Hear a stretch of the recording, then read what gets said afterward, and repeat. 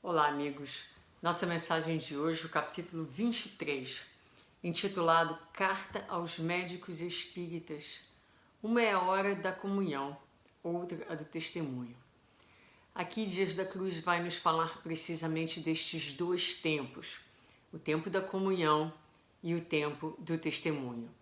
E ele vai nos falar sobre isso, começando por narrar a vinda de Jesus à Terra.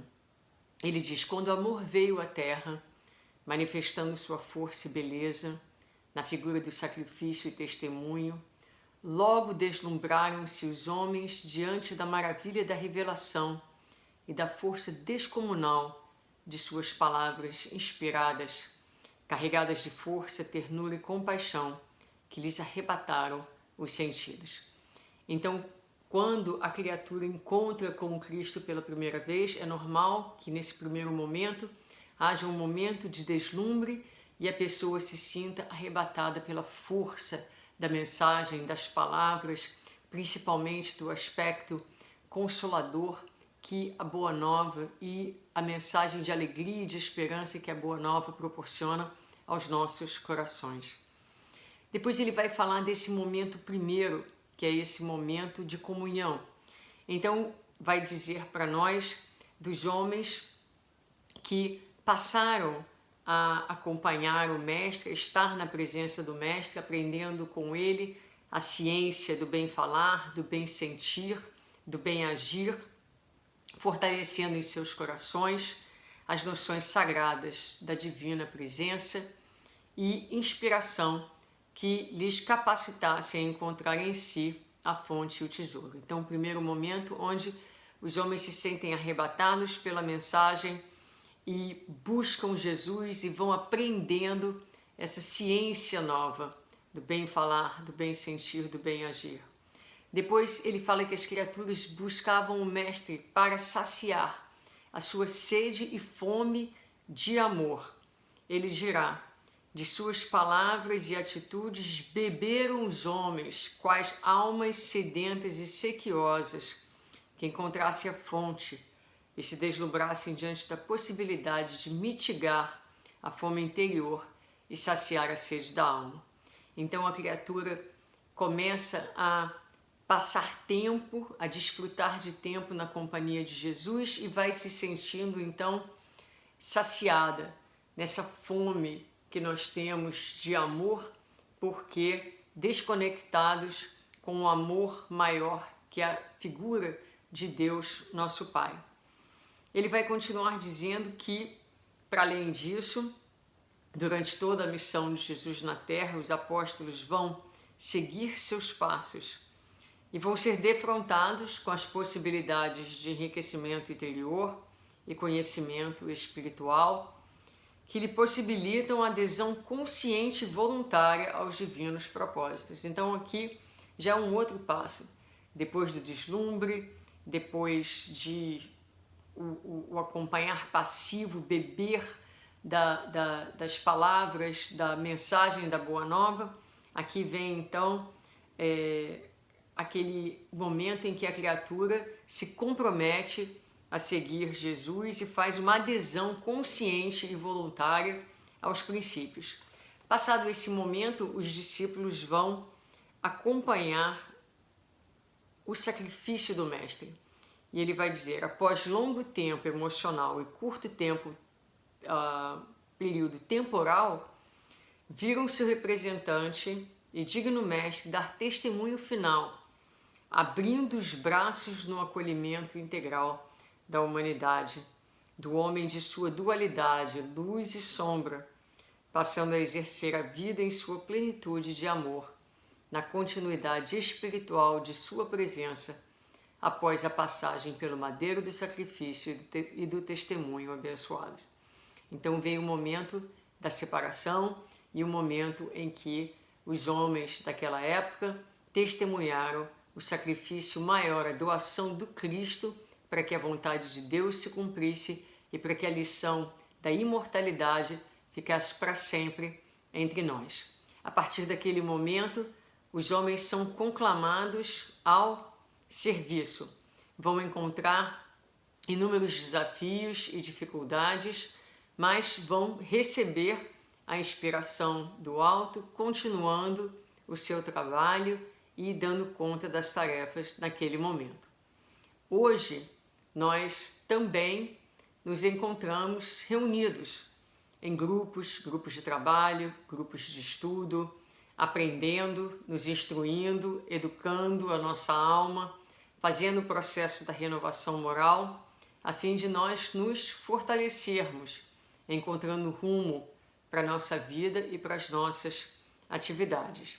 E ele vai dizer que esse momento de estudo, de estar junto, é um momento importante, onde nós vamos nos refazer diante das lutas naturais e dos contextos educativos que a vida nos oferece. Então é aquele momento de comunhão, o momento onde nós estamos nos nossos grupos, nos encontros, nas palestras, nós estamos aquele primeiro momento de estarmos juntos, trocando ideias, nos sustentando, nos alimentando. Mas ele vai nos lembrar.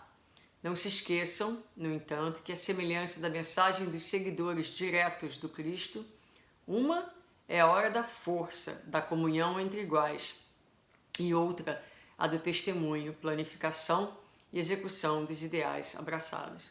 Então, não adianta nós nos deslumbrarmos com a mensagem, não adianta bebermos e saciarmos a nossa alma com os conhecimentos, não adianta fazermos um compromisso mental de seguir o Cristo através do estudo, através até das tarefas que a gente se propõe a fazer, se nós não estivermos preparados e dispostos ao momento do testemunho. Então há um momento da comunhão, mas há um momento do testemunho. Porque nada do que vem antes, na verdade, vai se tornar tesouro da alma, internalizado, se nós não passarmos pelos testes e dermos testemunho daquilo que sabemos, daquilo que aprendemos e daquilo que sentimos. É exatamente esse exercício, esse chamado, essa experiência do testemunho, muitas vezes as criaturas dizem para nós e me perguntam: eu sei tudo isso, mas como é que a gente internaliza? Em que momento que esse conhecimento se torna parte de quem nós somos? Exatamente no momento em que nós somos convocados a dar testemunho daquilo que sabemos, daquilo que estudamos e colocamos em prática, na vivência. Então ele vai dizer, falando aos médicos espíritas a quem ele originalmente escreveu essa mensagem, né, que dentro desta prática há sempre um campo abençoado onde o médico espírita é chamado à renúncia, ao sacrifício, à humildade, ao perdão e à doação incondicional em favor dos doentes de toda sorte. Sejamos nós médicos ou não, nós somos, enquanto trabalhadores do Cristo, enquanto espírita cristãos, todos convidados a esse exercício de testemunho, de renúncia, de sacrifício e de humildade. Então ele vai dizer que nós nos capacitamos, né, os médicos dentro das universidades, dentro das suas capacitações profissionais, cada um de nós vai sendo capacitado dentro do campo do Evangelho, através da evangelização das nossas almas, mas com um objetivo, o objetivo de servir.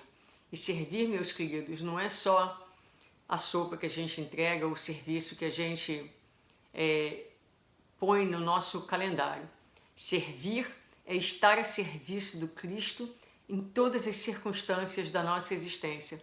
É trazer esse paradigma de serviço, de ser útil, de levar o bem, de fazer as pessoas à nossa volta o mais felizes possíveis, de promover os outros sem medo de sermos apagados pela luz do nosso irmão. Isso tudo é serviço, isso tudo requer sacrifício do nosso ego, requer doação, requer perdão, requer paciência, requer tolerância com o nosso próximo. Por isso Jesus diria: muitos são os chamados e poucos são os escolhidos.